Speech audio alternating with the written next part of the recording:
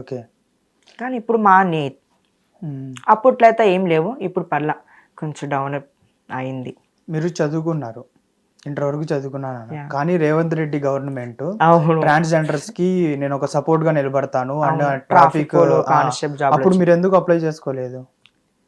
అంటే రేవంత్ రెడ్డి అనలేదు ఓన్లీ తెలంగాణ ట్రాన్స్జెండర్సే లేకపోతే ఇంకెవ్వరికి లేదు అని అయితే రేవంత్ రెడ్డి అయితే అనలేదు. కానీ మీరు ఎందుకు అప్లై చేసుకోలేదు? దానికి చాలా మంది అప్లై చేసుకున్నారు, అవును. చాలా మంది చేస్తున్నారు కూడా జాబ్ అందులో.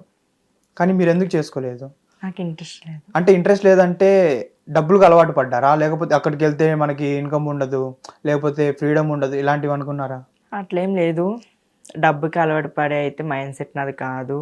ఫ్రీడమ్ అంటే నాకు ఎక్కడున్నా ఫ్రీడమ్ ఉంటుంది, ఓకే. కానీ ఇంక ఇంట్రెస్ట్ లేదు అంతే. ఓకే. మీరు ట్రాన్స్జెండర్గా చేంజ్ అయ్యి ఎన్ని ఇయర్స్ అవుతుంది? 3 years. 3 ఇయర్సా ఓవరాల్గా? ఇప్పుడు మీరు చేంజ్ అయ్యేటప్పుడు చాలా ప్రాబ్లమ్స్ ఉంటాయి. ఐ మీన్ పేమెంట్ డబ్బులు కానివ్వండి. అవునవును. ఆ టైంలో మిమ్మల్ని ఎవరు సపోర్ట్ చేశారు? మా అత్తయ్య గారు సపోర్ట్ చేశారు. అత్తయ్య గారంటే? అంకిత నాయుడు. ఓకే. ఓకే. అంకిత గారా?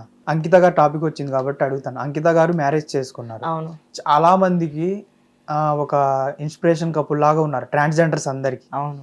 కానీ వాళ్ళు అసలు వాళ్ళని చూసిన చాలా మంది ఈవిడికి ఏందిరా బాబు ఇంత మంచోడు దొరికాడు అని కుళ్ళుకున్న వాళ్ళు ఉన్నారు, హ్యాపీగా ఫీల్ అయిన వాళ్ళు ఉన్నారు, అవును. చాలా మంది ఉన్నారు. కానీ అనుకోకుండా ఒక రోజు అయితే వాళ్ళిద్దరూ బ్రేక్ అయ్యి డివర్స్ అయ్యారు. ఎందుకు? అసలు ఎవరిది తప్పు ఏంటి?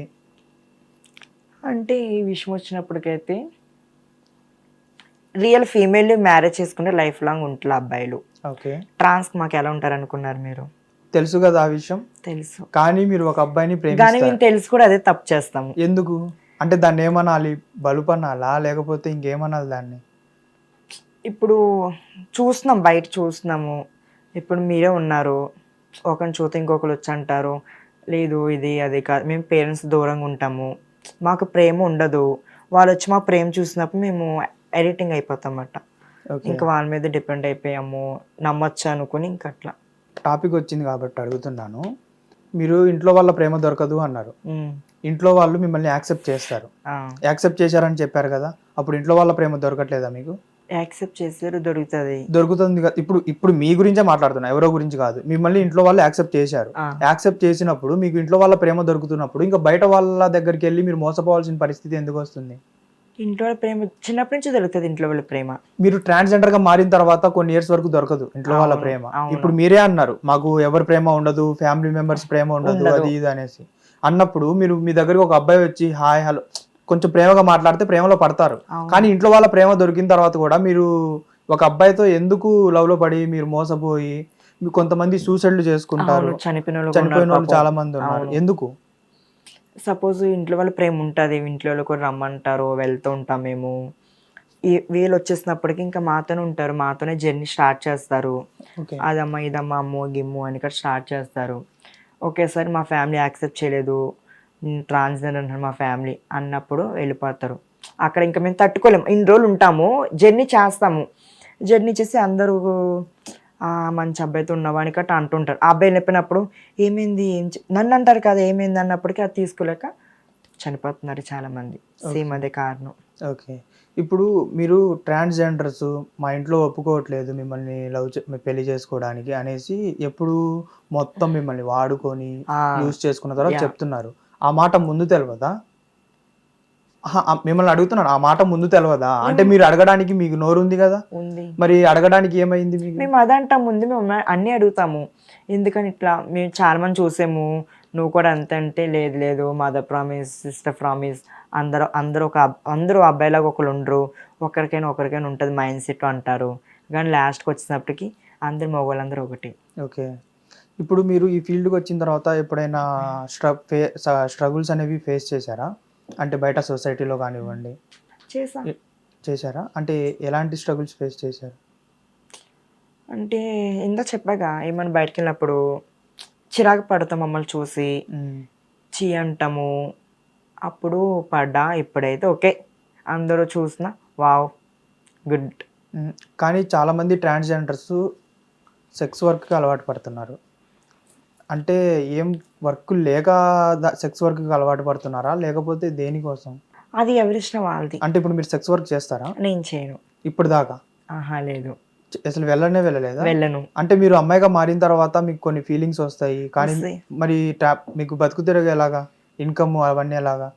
ఈవెంట్స్కి వెళ్ళేదాన్ని నేను. ఏం ఈవెంట్స్కి వెళ్తూ ఉంటారు? అంటే ఫోగ్రాలు ఉంటాయి కదా, మన డీజే ఫోగ్రాలు ఈవెంట్స్ ఉంటాయి, ప్రోగ్రామ్స్. అవి ఆటికట్ వెళ్తాను. డీజే ప్రోగ్రామ్స్ అన్నారు కదా, మీరు ఈవెంట్స్కి వెళ్ళొచ్చేటప్పుడు మిమ్మల్ని ఎవరైనా అది కామన్. ఏడిపించడము అలాంటి సిచ్యువేషన్ లో మీకు ఏమనిపిస్తుంటది? ఏ దేవుడా ఏంటి ఇది అని అనిపిస్తుంది. ఏ బండి దిగు, రానా బండి ఎక్కు, అలా వెళ్ళొద్దాము, లేకపోతే బండి ఎదురుగా ఆపేసి చీర కొంగు లాగుతాము, హెయిర్ లాగుతాము, అట్లా జరిగేవి. అప్పుడు బాధ అనిపించేది. అది నిజంగా నా అమ్మాయి అయితే ఇట్లా జరుగుతుందా, ట్రాన్స్జెండర్ కాబట్టి ఇట్లా ఏర్పిస్తారు అని ఇంకా లైక్ తీసుకుని వెళ్ళిపోయేదాన్ని. అంటే బయట సొసైటీలో ఏమనుకుంటున్నారంటే ట్రాన్స్జెండర్స్ వల్లే అమ్మాయిలకి కూడా సేఫ్టీ లేకుండా పోతుంది, వాళ్ళు ఎలా పడితే అలా ఉండడం వల్లే.